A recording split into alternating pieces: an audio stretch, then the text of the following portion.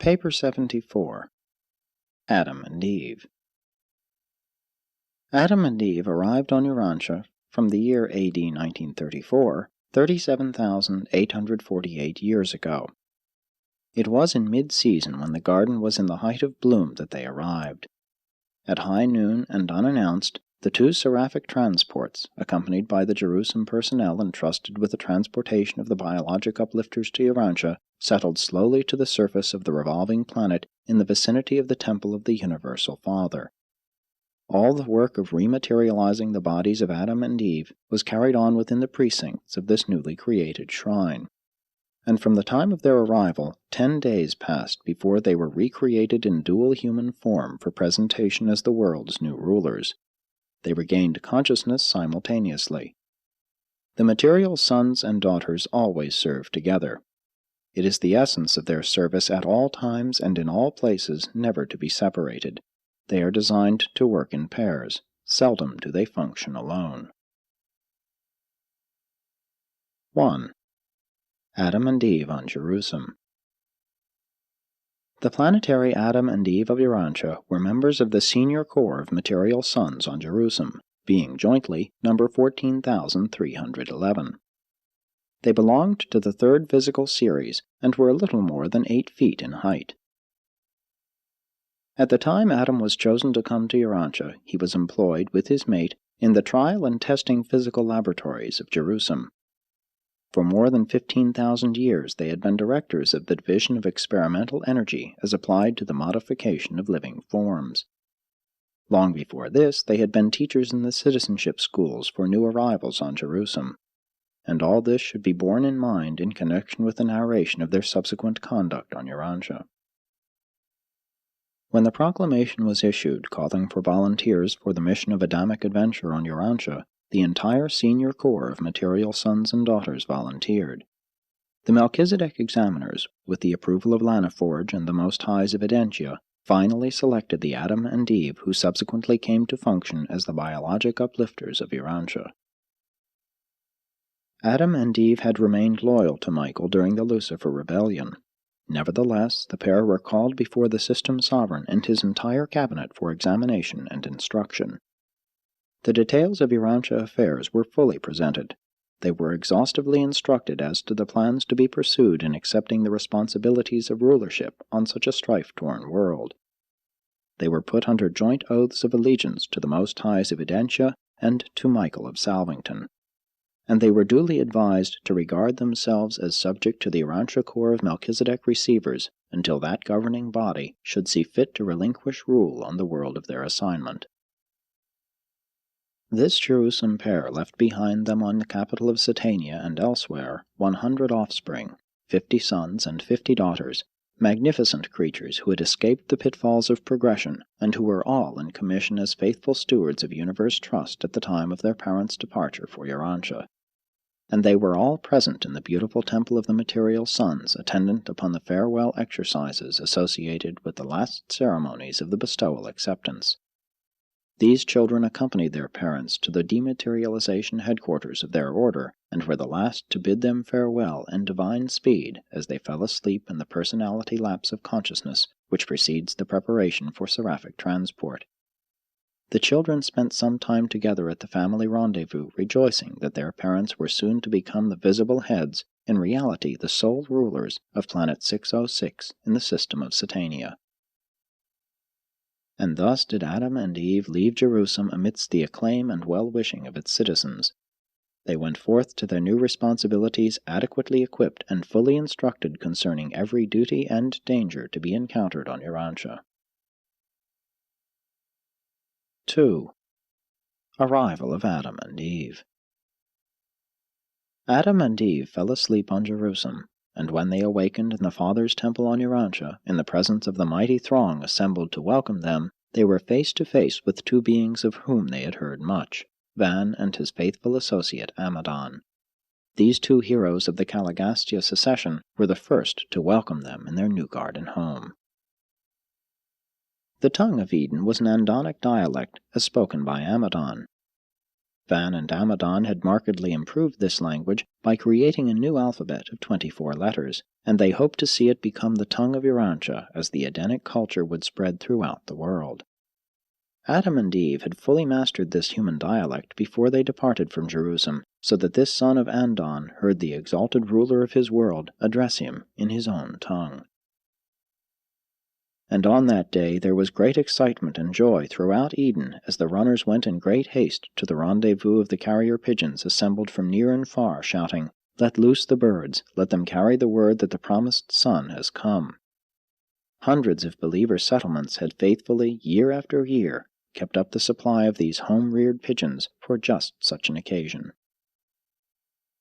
As the news of Adam's arrival spread abroad, thousands of the nearby tribesmen accepted the teachings of Van and Amadon, while for months and months pilgrims continued to pour into Eden to welcome Adam and Eve and to do homage to their unseen Father.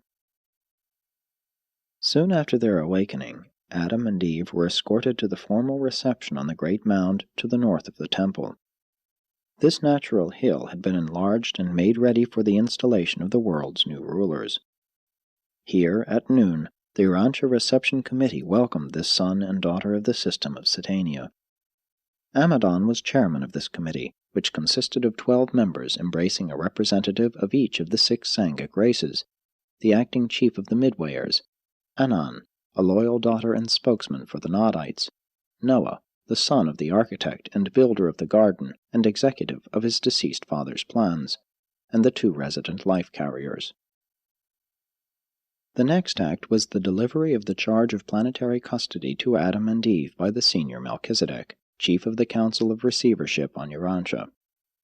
The material son and daughter took the oath of allegiance to the Most Highs of Norlatiadek and to Michael of Nebadon, and were proclaimed rulers of Urantia by Van, who thereby relinquished the titular authority which for over 150,000 years he had held by virtue of the action of the Melchizedek receivers.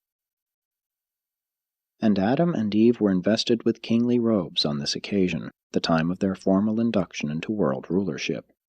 Not all of the arts of Dalmatia had been lost to the world. Weaving was still practiced in the days of Eden. Then was heard the archangel's proclamation, and the broadcast voice of Gabriel decreed the second judgment roll call of Urantia, and the resurrection of the sleeping survivors of the second dispensation of grace and mercy on 606 of Satania. The dispensation of the prince has passed. The age of Adam, the third planetary epoch, opens amidst scenes of simple grandeur, and the new rulers of Urantia start their reign under seemingly favorable conditions, notwithstanding the worldwide confusion occasioned by lack of the cooperation of their predecessor in authority on the planet. 3. Adam and Eve learn about the planet. And now, after their formal installation, Adam and Eve became painfully aware of their planetary isolation. Silent were the familiar broadcasts, and absent were all the circuits of extraplanetary communication. Their JERUSEM fellows had gone to worlds running along smoothly, with a well-established planetary prince and an experienced staff ready to receive them and competent to cooperate with them during their early experience on such worlds. But on Urantia, rebellion had changed everything. Here the planetary prince was very much present, and though shorn of most of his power to work evil, he was still able to make the task of Adam and Eve difficult and to some extent hazardous. It was a serious and disillusioned son and daughter of JERUSEM who walked that night through the garden under the shining of the full moon, discussing plans for the next day. Thus ended the first day of Adam and Eve on isolated Urantia, the confused planet of the Galligastia betrayal, and they walked and talked far into the night, their first night on Earth, and it was so lonely. Adam's second day on Earth was spent in session with the planetary receivers and the advisory council. From the Melchizedeks and their associates, Adam and Eve learned more about the details of the Galligastia rebellion and the result of that upheaval upon the world's progress. And it was, on the whole, a disheartening story, this long recital of the mismanagement of world affairs. They learned all the facts regarding the utter collapse of the Galligastia scheme for accelerating the process of social evolution. They also arrived at a full realization of the folly of attempting to achieve planetary advancement independently of the divine plan of progression, and thus ended a sad but enlightening day, their second on Urantia. The third day was devoted to an inspection of the garden. From the large passenger birds, the Fandors, Adam and Eve looked down upon the vast stretches of the garden while being carried through the air over this, the most beautiful spot on earth. This day of inspection ended with an enormous banquet in honor of all who had labored to create this garden of Edenic beauty and grandeur. And again, late into the night of their third day, this son and his mate walked in the garden and talked about the immensity of their problems. On the fourth day, Adam and Eve addressed the garden assembly. From the inaugural mount they spoke to the people concerning their plans for the rehabilitation of the world, and outlined the methods whereby they would seek to redeem the social culture of Urantia from the low levels to which it had fallen as a result of sin and rebellion. This was a great day, and it closed with a feast for the council of men and women who had been selected to assume responsibilities in the new administration of world affairs. Take note, women as well as men were in this group, and that was the first time such a thing had occurred on earth since the days of Dalmatia. It was an astounding innovation to behold Eve, a woman, sharing the honors and responsibilities of world affairs with a man. And thus ended the fourth day on earth. The fifth day was occupied with the organization of the temporary government, the administration which was to function until the Melchizedek receivers should leave Urantia. The sixth day was devoted to an inspection of the numerous types of men and animals. Along the walls eastward in Eden, Adam and Eve were escorted all day, viewing the animal life of the planet and arriving at a better understanding as to what must be done to bring order out of the confusion of a world inhabited by such a variety of living creatures. It greatly surprised those who accompanied Adam on this trip to observe how fully he understood the nature and function of the thousands upon thousands of animals shown him. The instant he glanced at an animal, he would indicate its nature and behavior. Adam could give names descriptive of the origin, nature, and function of all material creatures on sight. Those who conducted him on this tour of inspection did not know that the world's new ruler was one of the most expert anatomists of all Satania, and Eve was equally proficient. Adam amazed his associates by describing hosts of living things too small to be seen by human eyes. When the sixth day of their sojourn on earth was over, Adam and Eve rested for the first time in their new home in the east of Eden. The first 6 days of the Urantia adventure had been very busy, and they looked forward with great pleasure to an entire day of freedom from all activities. But circumstances dictated otherwise. The experience of the day just past, in which Adam had so intelligently and so exhaustively discussed the animal life of Urantia, together with his masterly inaugural address and his charming manner, had so won the hearts and overcome the intellects of the garden dwellers that they were not only wholeheartedly disposed to accept the newly arrived son and daughter of JERUSEM as rulers, but the majority were about ready to fall down and worship them as gods. 4. The first upheaval. That night, the night following the 6th day, while Adam and Eve slumbered, strange things were transpiring in the vicinity of the Father's temple in the central sector of Eden. There, under the rays of the mellow moon, hundreds of enthusiastic and excited men and women listened for hours to the impassioned pleas of their leaders. They meant well, but they simply could not understand the simplicity of the fraternal and democratic manner of their new rulers. And long before daybreak the new and temporary administrators of world affairs reached a virtually unanimous conclusion that Adam and his mate were altogether too modest and unassuming. They decided that divinity had descended to earth in bodily form, that Adam and Eve were in reality gods, or else so near such an estate as to be worthy of reverent worship. The amazing events of the first 6 days of Adam and Eve on earth were entirely too much for the unprepared minds of even the world's best men. Their heads were in a whirl. They were swept along with a proposal to bring the noble pair up to the Father's temple at high noon, in order that everyone might bow down in respectful worship and prostrate themselves in humble submission. And the garden dwellers were really sincere in all of this. Van protested. Amadon was absent, being in charge of the guard of honor which had remained behind with Adam and Eve overnight. But Van's protest was swept aside. He was told that he was likewise too modest, too unassuming, that he was not far from a god himself, else how had he lived so long on earth, and how had he brought about such a great event as the advent of Adam? And as the excited Edenites were about to seize him and carry him up to the mount for adoration, Van made his way out through the throng, and, being able to communicate with the midwayers, sent their leader in great haste to Adam. It was near the dawn of their seventh day on earth that Adam and Eve heard the startling news of the proposal of these well-meaning but misguided mortals, and then, even while the passenger birds were swiftly winging to bring them to the temple, the midwayers, being able to do such things, transported Adam and Eve to the Father's temple.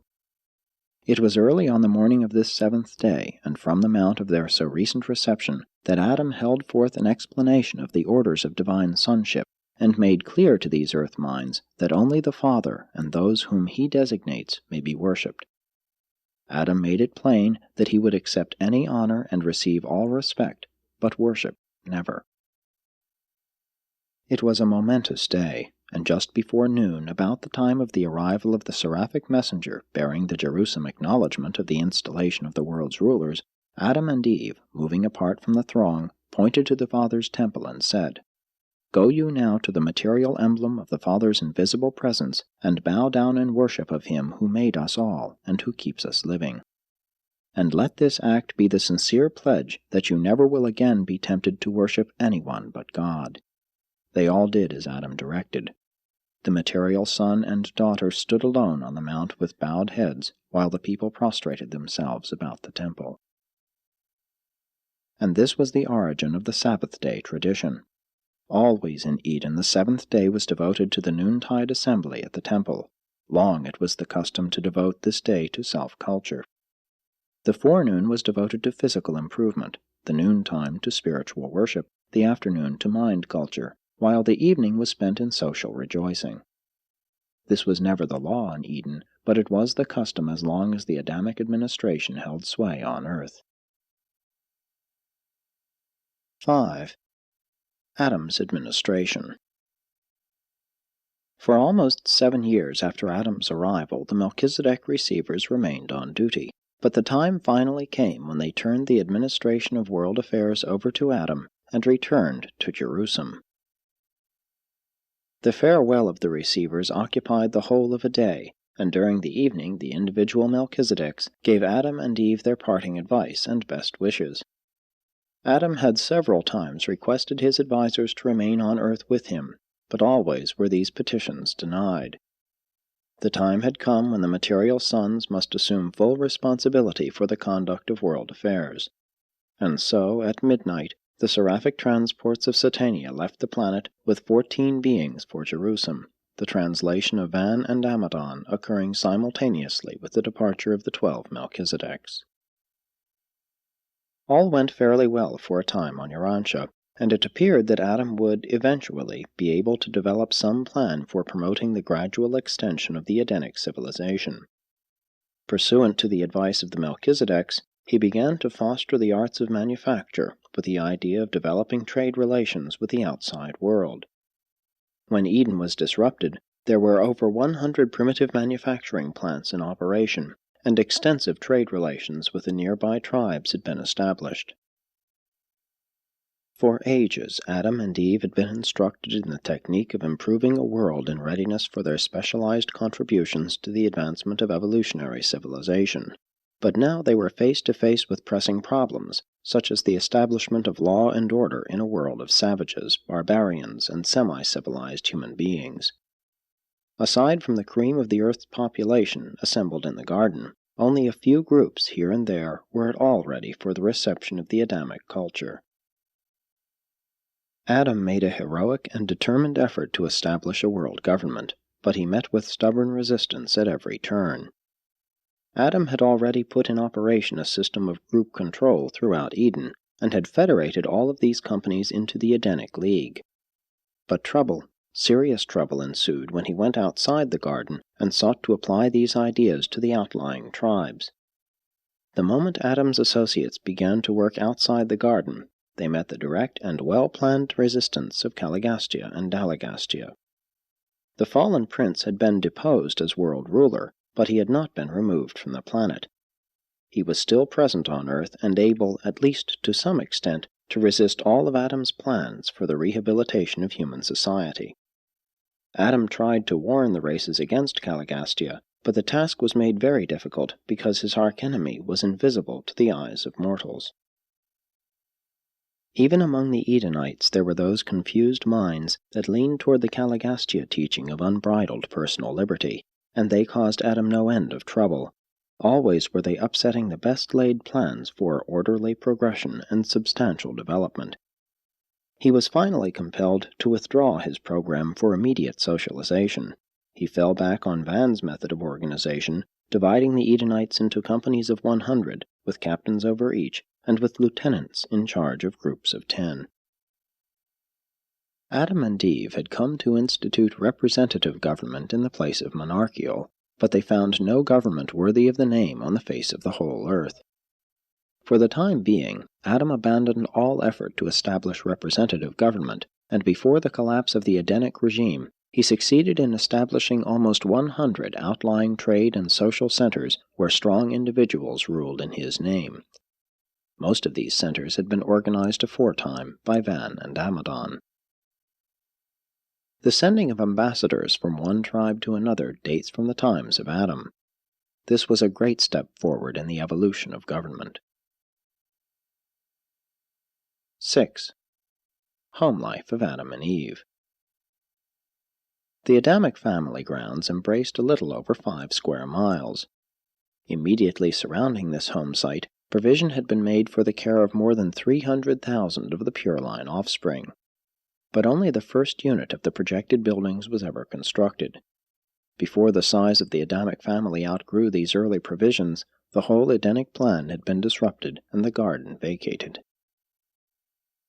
Adamson was the firstborn of the violet race of Urantia, being followed by his sister and Eve's son, the second son of Adam and Eve. Eve was the mother of 5 children before the Melchizedeks left, 3 sons and 2 daughters. The next 2 were twins. She bore 63 children, 32 daughters and 31 sons before the default. When Adam and Eve left the garden, their family consisted of 4 generations, numbering 1,647 pure-line descendants. They had 42 children after leaving the garden, besides the 2 offspring of joint parentage with the mortal stock of Earth. And this does not include the Adamic parentage to the Nodite and evolutionary races. The Adamic children did not take milk from animals when they ceased to nurse the mother's breast at 1 year of age. Eve had access to the milk of a great variety of nuts and to the juices of many fruits, and knowing full well the chemistry and energy of these foods, she suitably combined them for the nourishment of her children until the appearance of teeth. While cooking was universally employed outside of the immediate Adamic sector of Eden, there was no cooking in Adam's household. They found their foods, fruits, nuts, and cereals, ready prepared as they ripened. They ate once a day, shortly after noontime. Adam and Eve also imbibed light and energy direct from certain space emanations in conjunction with the ministry of the Tree of Life. The bodies of Adam and Eve gave forth a shimmer of light, but they always wore clothing in conformity with the custom of their associates. Though wearing very little during the day, at eventide they donned night wraps. The origin of the traditional halo encircling the heads of supposed pious and holy men dates back to the days of Adam and Eve. Since the light emanations of their bodies were so largely obscured by clothing, only the radiating glow from their heads was discernible. The descendants of Adamson always thus portrayed their concept of individuals believed to be extraordinary in spiritual development. Adam and Eve could communicate with each other and with their immediate children over a distance of about 50 miles. This thought exchange was effected by means of the delicate gas chambers located in close proximity to their brain structures. By this mechanism they could send and receive thought oscillations, but this power was instantly suspended upon the mind's surrender to the discord and disruption of evil. The Adamic children attended their own schools until they were 16, the younger being taught by the elder. The little folks changed activities every 30 minutes, the older every hour. And it was certainly a new sight on Urantia to observe these children of Adam and Eve at play, joyous and exhilarating activity just for the sheer fun of it. The play and humor of the present-day races are largely derived from the Adamic stock. The Adamites all had a great appreciation of music as well as a keen sense of humor. The average age of betrothal was 18, and these youths then entered upon a 2 years' course of instruction in preparation for the assumption of marital responsibilities. At 20 they were eligible for marriage, and after marriage they began their life work or entered upon special preparation therefor. The practice of some subsequent nations of permitting the royal families, supposedly descended from the gods, to marry brother to sister dates from the traditions of the Adamic offspring, mating as they must needs with one another. The marriage ceremonies of the first and second generations of the garden were always performed by Adam and Eve. 7. Life in the garden. The children of Adam, except for 4 years' attendance at the Western schools, lived and worked in the east of Eden. They were trained intellectually until they were 16 in accordance with the methods of the JERUSEM schools. From 16 to 20 they were taught in the Urantia schools at the other end of the garden, serving there also as teachers in the lower grades. The entire purpose of the Western school system of the garden was socialization. Forenoon periods of recess were devoted to practical horticulture and agriculture, the afternoon periods to competitive play. The evenings were employed in social intercourse and the cultivation of personal friendships. Religious and sexual training were regarded as the province of the home, the duty of parents. The teaching in these schools included instruction regarding 1. Health and the care of the body. 2. The golden rule, the standard of social intercourse. 3. The relation of individual rights to group rights and community obligations. 4. History and culture of the various earth races. 5. Methods of advancing and improving world trade. 6. Coordination of conflicting duties and emotions. 7. The cultivation of play, humor, and competitive substitutes for physical fighting. The schools, in fact every activity of the garden, were always open to visitors. Unarmed observers were freely admitted to Eden for short visits. To sojourn in the garden, a Urantian had to be adopted. He received instructions in the plan and purpose of the Adamic bestowal, signified his intention to adhere to this mission, and then made declaration of loyalty to the social rule of Adam and the spiritual sovereignty of the Universal Father.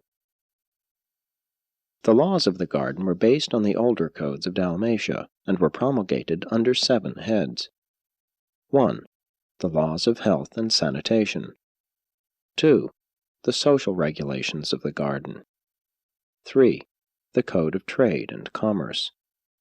4. The laws of fair play and competition. 5. The laws of home life. 6. The civil codes of the Golden Rule. 7. The 7 commands of supreme moral rule. The moral law of Eden was little different from the 7 commandments of Dalmatia. But the Adamites taught many additional reasons for these commands. For instance, regarding the injunction against murder, the indwelling of the thought adjuster was presented as an additional reason for not destroying human life. They taught that, "Whoso sheds man's blood, by man shall his blood be shed, for in the image of God made he man." The public worship hour of Eden was noon. Sunset was the hour of family worship. Adam did his best to discourage the use of set prayers, teaching that effective prayer must be wholly individual, that it must be the desire of the soul. But the Edenites continued to use the prayers and forms handed down from the times of Dalmatia. Adam also endeavored to substitute the offerings of the fruit of the land for the blood sacrifices in the religious ceremonies, but he had made little progress before the disruption of the garden. Adam endeavored to teach the races sex equality.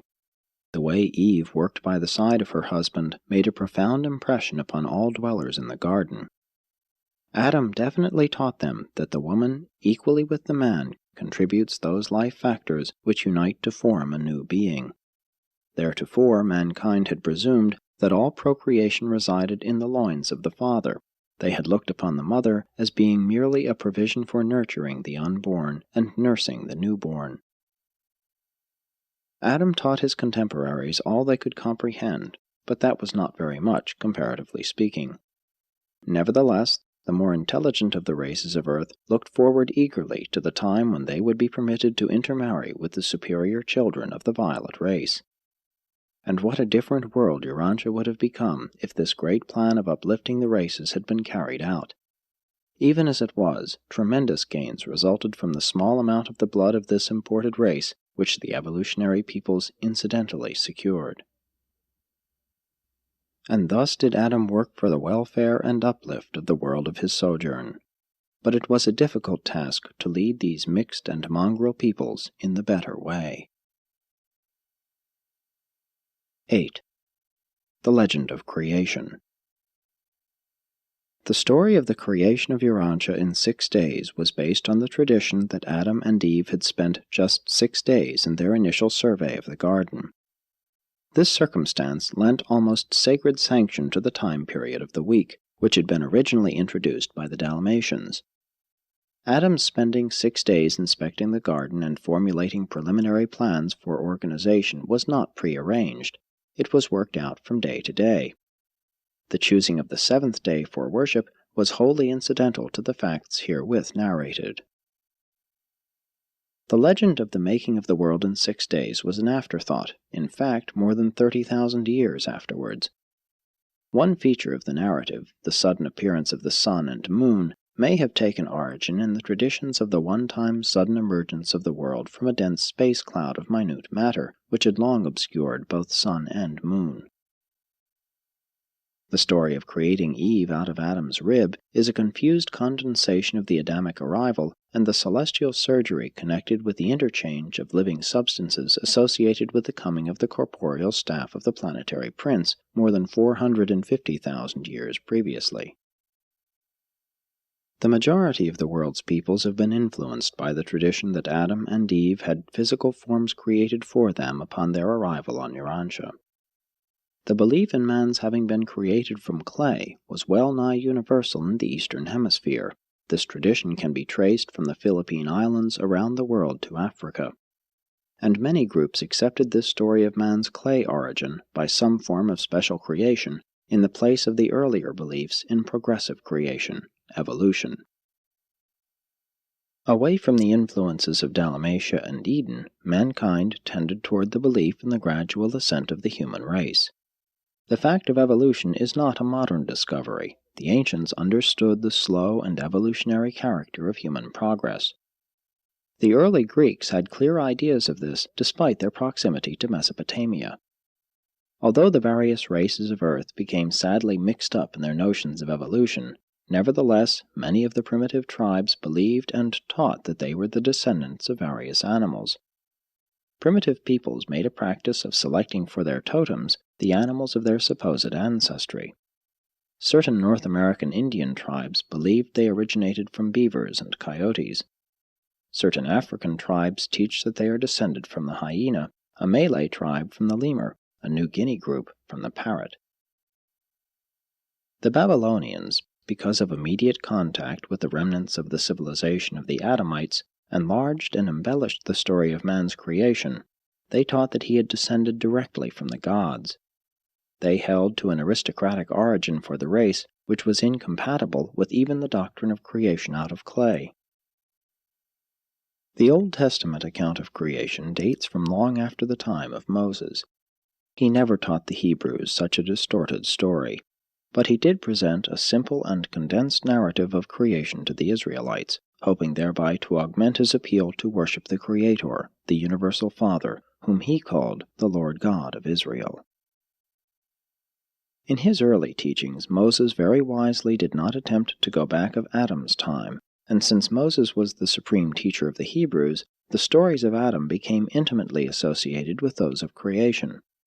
That the earlier traditions recognized pre-Adamic civilization is clearly shown by the fact that later editors, intending to eradicate all reference to human affairs before Adam's time, neglected to remove the telltale reference to Cain's emigration to the land of Nod, where he took himself a wife. The Hebrews had no written language in general usage for a long time after they reached Palestine. They learned the use of an alphabet from the neighboring Philistines, who were political refugees from the higher civilization of Crete. The Hebrews did little writing until about 900 BC, and having no written language until such a late date, they had several different stories of creation in circulation. But after the Babylonian captivity, they inclined more toward accepting a modified Mesopotamian version. Jewish tradition became crystallized about Moses, and because he endeavored to trace the lineage of Abraham back to Adam, the Jews assumed that Adam was the first of all mankind. Yahweh was the creator, and since Adam was supposed to be the first man, he must have made the world just prior to making Adam. And then the tradition of Adam's 6 days got woven into the story, with the result that almost 1,000 years after Moses' sojourn on earth, the tradition of creation in 6 days was written out and subsequently credited to him. When the Jewish priests returned to Jerusalem, they had already completed the writing of their narrative of the beginning of things. Soon they made claims that this recital was a recently discovered story of creation written by Moses. But the contemporary Hebrews of around 500 BC did not consider these writings to be divine revelations. They looked upon them much as later peoples regard mythological narratives. This spurious document, reputed to be the teachings of Moses, was brought to the attention of Ptolemy, the Greek king of Egypt, who had it translated into Greek by a commission of 70 scholars for his new library at Alexandria. And so this account found its place among those writings which subsequently became a part of the later collections of the sacred scriptures of the Hebrew and Christian religions. And through identification with these theological systems, such concepts for a long time profoundly influenced the philosophy of many Occidental peoples. The Christian teachers perpetuated the belief in the fiat creation of the human race, and all this led directly to the formation of the hypothesis of a one-time golden age of utopian bliss and the theory of the fall of man or Superman, which accounted for the non-utopian condition of society. These outlooks on life and man's place in the universe were at best discouraging, since they were predicated upon a belief in retrogression rather than progression, as well as implying a vengeful deity who had vented wrath upon the human race in retribution for the errors of certain one-time planetary administrators. The Golden Age is a myth, but Eden was a fact, and the garden civilization was actually overthrown.